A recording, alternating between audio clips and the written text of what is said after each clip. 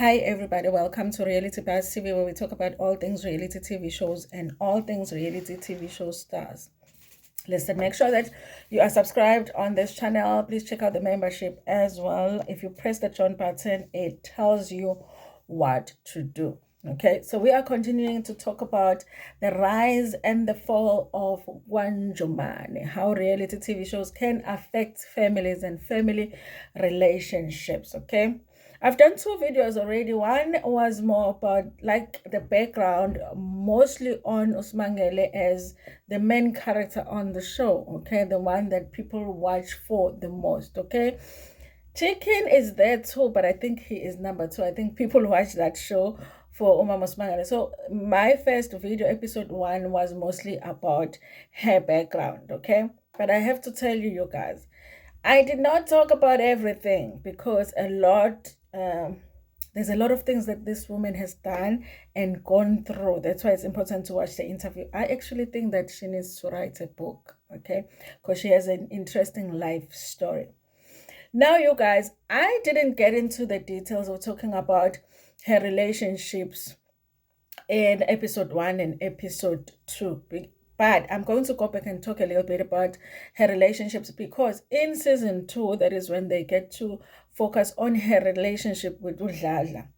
For me, when she started dating Udladla, I was shocked because I was like, I did not know that she is lesbian. Okay. But this was before she had done the interview. So the interview clarifies everything. Now, what had happened with Usmangala is that she dated Ndogo's father. Okay, guys, I'm sure that the relationships that I'm going to talk about here are the relationships that she mentions. Maybe there were some other relationships in between. Maybe they were not so significant that she needed to mention them. But the relationships that she mentions is the relationship with the father of his firstborn.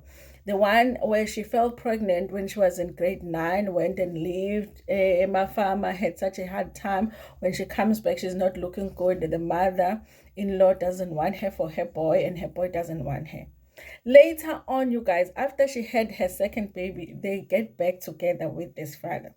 What happens is that at some point she gets a job at KFC. When she gets this job at KFC, she gets into an accident, like kuqhuma ibhodwe lamafutha KFC. She gets banned. She's taken to the hospital. And she says it was really bad. She doesn't even understand why she doesn't have scars. I think she's got scars on her arms, but on her face she doesn't. But she says she was burned all over. So she's in the hospital. Then, the baby daddy comes to see her. And he couldn't even recognize her because she looked really bad. She says, even her lips she couldn't eat, so they would have to put a straw. So then the baby daddy is like, oh, what happened? She says, ngishile emsebenzini, da da da da da. I wonder if they paid her for that. Ngishile emsebenzini and all of that. And then she says, listen, I didn't bring you anything to eat. What do you need? She says, I can't eat right now, but I can use a straw to drink. So he says, guys, that's what she's. He says that, okay, let me go get you a juice. This man goes and never comes back. Never, ever, ever. There was their breakup, and be gone. Okay, he was gone. He never came back with the juice. He never sent somebody with the juice. He never left the juice with the nurses. He said he's going to buy juice, and he left. Okay, I think this man never really loved her. But from her point of view, she says this was her first love. Okay, that was the end of the relationship. She says that even now when she sees him, when he comes to see, because they do have a relationship with the firstborn, when he comes to see her, she'll be like, so let's say just low land guys, I'm a dad. That was the first relationship. The second relationship was Obabaga Chicken. Remember the guy that she met and she just wanted someone with money and she was friends with the sister? The one where she said that she was going to have an abortion and she was given 1,500 rand but never did the abortion. That is Chicken's father. So Chicken's father, the way that the relationship ends is when she goes to the hospital. They were already introducing that whole thing of when you're pregnant, you have to get tested, She gets tested, finds out she's HIV positive, comes back and tells the baby daddy. Baby daddy says, I HIV yakho leyo uyithole la uyithole khona. Mina at work we get tested all the time. I'm not HIV positive, so this is it. So in relationship yabo phela kanjalo, but he continued to take care of chicken. She doesn't really talk a lot about the relationship with the father of the younger child. Okay. I don't have the age of a younger child. I think my child looks like what? She could be 8, 9, it's a he. Yeah, it's a young boy. So he doesn't really, she doesn't even mention, but that man is still alive. We've even seen him on the show because he's come to collect the child. She has also gone to see the child. They look like they have a good relationship. Now, you guys, when she is in the hospital, finding out she's HIV positive, all of that, she meets this beautiful nurse, okay, who was attracted to her at the time. She says it's not like she was thinking she's lesbian or anything, but what she can tell is that she knew very well that this lady was very beautiful and attractive. So this nurse, when she's just talking to her and all of that, she realizes, okay, the baby daddy is gone. And at that time, I think the nurse, one nurse will have to come to your home just to check things, medication, whatever. This nurse comes and then they start a relationship. The nurse is like, don't worry. Let your guy go. Mina, I'll take care of you and your children or whatever. That was the first lesbian relationship that she mentions in an interview. Okay. So while some of us were shocked, in season 2 of the show, when she's now dating Udladla, because Udladla is female, it wasn't a new thing to her. She had dated that beautiful nurse. They even lived together. She says for some time the relationship worked because this person took care of her. She wasn't really thinking, am I lesbian or not? She just knows she was comfortable with this woman and the woman was taking care of her. What else are you going to ask for? Okay. And she does say that now that she thinks about it, Udladla that she's dating now looks a lot like the woman that she used to date. But at some point, the relationship becomes toxic. The nurse starts beating her and all of that because the nurse was overly jealous. It gets to a point where she decides, she defends herself. Their relationship becomes that way. They fight a lot. The woman moves out at some point, and then she also finds herself now without a job. That is before she decides to move all the way to Cape Town. Now she is dating Udladla in season 2, which was a shock because in season 1, guys, I don't know if I missed it, but in season 1, we didn't see Udladla like having anything with Usmangele. So it looked like it was an innocent Twasa Gobela relationship. Now she's dating Udladla. Now the issues with Udladla is that the kids don't understand. They have issues with her dating Udladla. It's not that Uchikin or have a problem with the fact that their mother is dating a woman, but they feel like it's inappropriate because Udladla is Itwasa Lika Smangele. So how are you going to date Itwasa? I also think, you guys, there are issues with that because if it was a man that was helping umuntu Twas and then the next thing they're having a sexual relationship with them, especially if a man is a little bit older, then it would be an issue. Okay, I think the only reason people are not making a big deal of it is because it's woman and woman, but it's like a teacher dating a student kind of a situation. So mostly that is what the conflict is about when it comes to Usmangele dating Udladla. But she's very clear, you guys, that it's not like she needs any permission from her children. They're all grown. They can live their lives. She's going to do what she wants to do. It would be great to have, their approval, but it's not like she needs it. So when season 2 ends, as far as the relationship is concerned, she's saying that she's moving on to go and pay lobola kaDladla, and then after she pays ilobola kaDladla, then they're going to go ahead and get married. I always wonder, guys, who decides when it comes to the same-sex relationship, who pays ilobola, okay? And I thought that because Udladla is the one that is mostly bush, I thought she is the one. I don't know if she prefers she or he. she will forgive me. Okay. I thought that she would be the one that would pay lobola, but it's Mangele that pays lobola. Other people, both the parties will pay lobola, which would be like, what is the point of that? Transfer Capitec. I don't know, you guys. But yeah, season 2, we don't see the lobola, the wedding, whatever. But definitely it ends with her saying she's going to go ahead and do what she needs to do as far as a relationship with Lala is concerned, because she does want to marry Udlala. Post the season 2 show, you guys, you see them online. They are going to events together. You see them going out together. I actually feel like Udlala is now helping her with the content. So she is in most of the content, but sometimes she's not, because I think she's the one that is behind the camera. The way that their social media is right now, you can see that there is something missing, because I don't feel like the people that really liked Usmangele on the page want to watch Chicken alone, you know. So I feel like it on Njomanes page, it does feel like something is missing now that Usmangele is not there. But then when you feel like, okay, let me just go see Usmangele on her social media, even when you get there, you feel like something is missing, because the person that was taking the kind of content that most of us liked was Chicken. So he had a plan, okay? He had a way with it.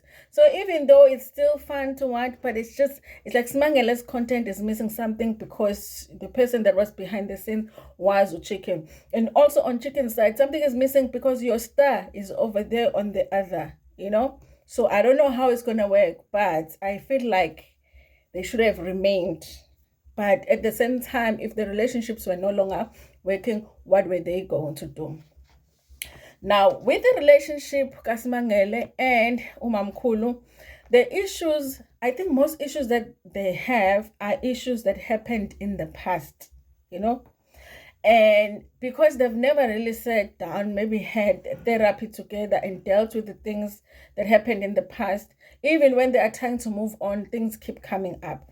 Remember, Usmangele didn't feel loved by her mother, but she felt like her mother loved Umamkulu more. And then there was a time when Umamkulu was doing well financially, and I think there were times when Usmangele didn't feel like Umamkulu helped her, but now with her doing well, she's helping Umamkulu. So I think there are issues there that they are not talking about that affect their relationship. Maybe if they sit down and had some therapy, they would have an understanding where they don't get into these fights about petty things, but it's not really about the petty things. There's things that happened in the past that they did not deal with. Another thing that Mamkulu is dealing with in season 2 is that she remembered even though she was left kamhlongo, Uma wake came with her. So her mother left her with a certain surname to say, this is your surname, your biological father. Later on, she finds out from somebody that that is not her surname. There is a different family that is her family. So she goes through this whole thing of now wanting to do the DNA test with the new family.